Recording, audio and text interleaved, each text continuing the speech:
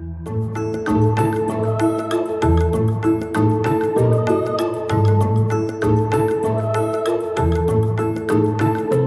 and welcome to this history podcast. My name's Dan.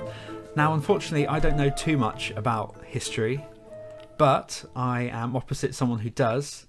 It's history teacher from Ivybridge, Miss Dyer. Hello. Hello.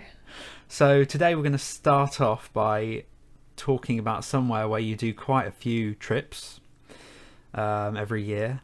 And now it's the city of Plymouth, quite near us. Quite a city with a lot of history, a naval city. But I don't know too much about it. I only know Plymouth really for Drake Circus, shopping, the football team, Plymouth Argyle, the lighthouse, and obviously a lot of history down at the Barbican as well. So, where do we start? Well, I was going to start with the origins, so actually looking at where this site, and we look at Plymouth Barbican in particular, when that site actually was created. It's not one of the oldest sites around a harbour or a natural area. It's got a natural harbour, as you probably have already seen from when you've wandered around, and I've taken you there several times. Mm-hmm. But actually people settled there in the Anglo-Saxon period, so we're looking at pre-1066 for that. And it was a very small settlement. It wasn't very important at the time. There was a couple of families, and the main thing that they were doing, the main activity, was fishing and farming. So it wasn't something of particular national importance at that time. It was very small, and actually an area called Plympton was much larger. Okay, so how would you know that Plympton is much larger than Plymouth at that time? Oh, so as historians, we are trained to look at evidence and to be able to kind of fashion bits and be able to kind of find out information from historical documents. A very famous historical document, which you may have heard of, was called the Domesday Book. Now, the Domesday Book was created by the Normans and William the Conqueror in particular, and there are different opinions about whether or not why that was created. But in that historical document, we actually see Plympton, and it's recorded as the wealthiest manor in the district. Because of that, which was recorded in 1086, because of that we know that Plympton was more important because the area of Sutton was not named. So as a result, we can draw that conclusion that actually Sutton was not as important, Plympton was a larger site.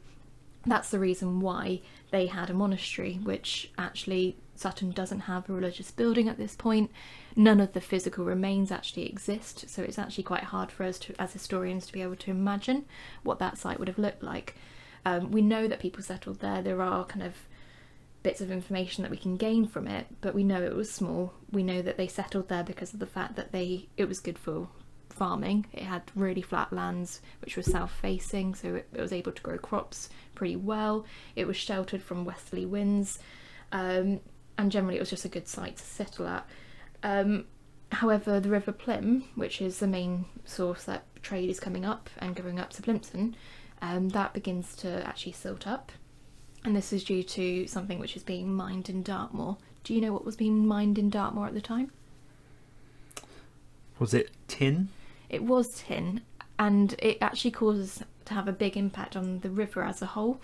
Why do you think the river is affected by tin mining in Dartmoor? Using a bit of geographical knowledge river here. Affected by tin mining. Would it just been the, I don't know, pollution in the water or something like that? Yeah, so because of mining, it causes, obviously you're blasting into rocks and you're cutting into rocks, which causes smaller rocks to kind of build up. Because of those smaller rocks entering the water and going into the river, it causes the river to silt up, and that means that the boats can't get to Plympton anymore. And so Sutton will actually start to grow in this period because the mining is actually stopping the trade from getting up to Plympton, so they choose to go to the mouth of the river where it'd be easiest to be able to trade. So consequently that river trading point grows, so Sutton starts to grow because more traders are coming, and that's when we see Plympton no longer being as important and Plymouth growing, and we see Plymouth being first recorded in 1211 in the Pipe Rolls, and that's something that is our first recording of Plymouth. It's a really important document which tells us about it, and it's a tax record, and it tells us about some bacon that is bound. Some bacon. Yeah, tasty bacon being bound for another port.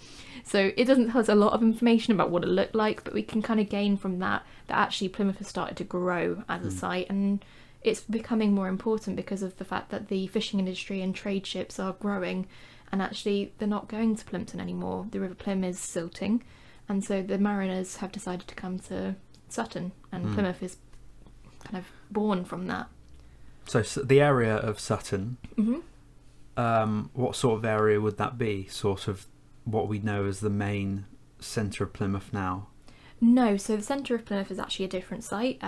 We're looking at the Plymouth Barbican, but it wouldn't have been called the Barbican at this point. The word Barbican actually has a different meaning. Do you know what the word Barbican means?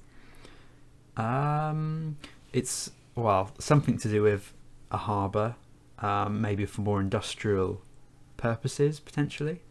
So it actually comes from a French word, Barbican, and this word actually means outer fortification of a town, castle, watchtower. So it's not got anything really to do with the harbour, but it's the guarding gate or drawbridge. So it's the idea of a fortification. But this is going to come a little bit later in our time period, because in 1211 we haven't got a castle. We will have a castle, and that will develop and it will come, but it's not called Barbican at this point because of that. And also that French word is not going to be something that's used at this point. Also, the shape of the Barbican isn't what we imagine it would be like today.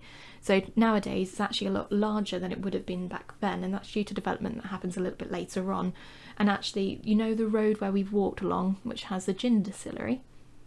Yes. Yeah, that actually was the original wet wall, kind of the side where the river would have actually hit the water, and that would have been the end of the Barbican. That land past it is actually being developed later on, and that happened a bit later, and we'll talk about that at a different point. So actually we don't see the shape of the Barbican being its original shape either, which is a real challenge for us as historians. And just to give you an idea, the number of people that were around at this time, by 1377 Plymouth had a taxable inhabitancy, so this is the number of people that they could tax, of 4,837 people, which means that actually at this point it is growing and it has a number of people there. So an important building will have to be built to almost kind of show the importance of this site.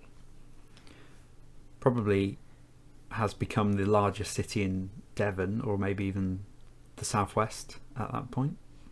I don't know that for sure, but that sounds like a lot of people for that time, doesn't it? Over 4,000? Yeah, I mean, it is quite a few people, but it's not to the same level. Exeter was more populated at this point.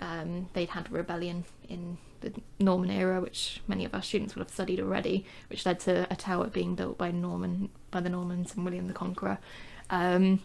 So it is growing in importance, but it's still not as quite important as Exeter. So unfortunately, no, but you can see its importance, particularly with the number of people. And as a result of that importance, a monastery was built, and this monastery has been given the name the Blackfriars Monastery because of the Dominican monks that lived there.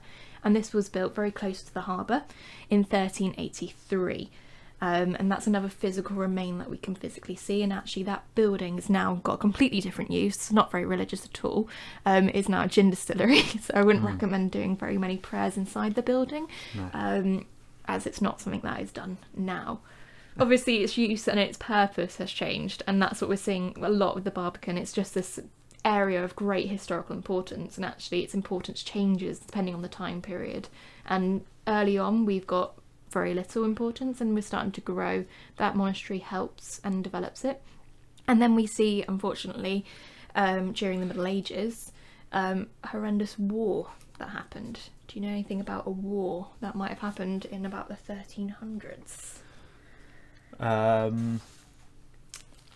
Unfortunately, no. You'll have to tell me that one. Okay, so it's a very famous war, but only if you studied history will you actually know about this war, because not many people talk about it. It's called the 100 Years' War. Oh, yeah. So it lasted a while, and this was with the French. So this war began in 1337, so before the Blackfriars Monastery was built, and ended in 1453. So this war was going on with the French, and they were attacking Plymouth, and they were attacking this area. Remember, we're still not called the Barbican at this point, but because of this and this attacking that is going on, we see kind of the importance of the Barbican growing. As a result, in 1348, Edward III sent his son, Edward, they're always original with their names, the Prince of Wales, also known as the Black Prince, to Plymouth, and made Plymouth his headquarters for the campaign against France. So we kind of see that actually the Plymouth Barbican at this point, he's sending his heir, his son, the first in line to the throne, to Plymouth to help in this war against the French. Clearly Plymouth must be a place of importance, or else why would he send his heir, his son who's going to be becoming next king, to Plymouth? So it must be an area that was quite important. Also, because of that war, and that war that went on for such a long period of time, Plymouth was under threat of foreign invasion. And the first incident that we see is a French fleet kind of come to the area in 1339, and they set fire to quite a few houses. Later on, in 1403, a force of 1,200 French men marched into Plymouth and fought locals near the site of what is now known as Exeter Street, and they spent the night moving through streets, kind of fighting, pillaging, burning and killing lots of people. And we see about 600 houses being looted at this time, so it's kind of a big impact. And because of that, and because of the fact that we're seeing this violence towards the people of Plymouth, they actually decide to build a castle, and this is where we get the name Plymouth Barbican from, and it's remembered in their coat of arms. You can see 4 towers in their coat of arms, which represent this building that was built, but very little remains of it. There is about 1 wall that is actually remaining. It did have 4 towers and walls 13 feet high, but unfortunately it didn't have the importance that it did now to kind of be able to be restored and maintained. And due to the fact that that cost a lot of money, they actually put a tax on a type of fish which was called hake, and they taxed that to try and put a bit more kind of attention to that building, because it was seen as quite important and one that needed to be protected. So we do see that Plymouth has grown, particularly by the Middle Ages, and that is kind of the origins. So it started very small, very unimportant, but it's now grown. It's trading, it's kind of got this tin mining and exporting of various things like hide, cloth, wool, and we're importing things like wine, iron, fruit, woad, which is a plant made from which blue dye can be produced from, wheat and garlic from places like Spain and Portugal. We're clearly growing in importance for trading, for religious reasons, and also for military reasons. So that's what we see for the Plymouth Barbican at this time.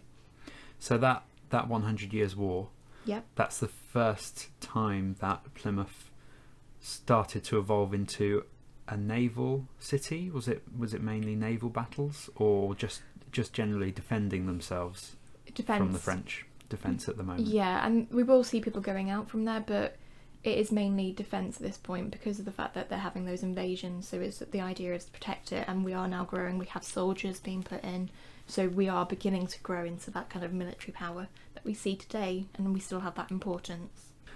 Okay, so we're seeing Plymouth develop in terms of industry.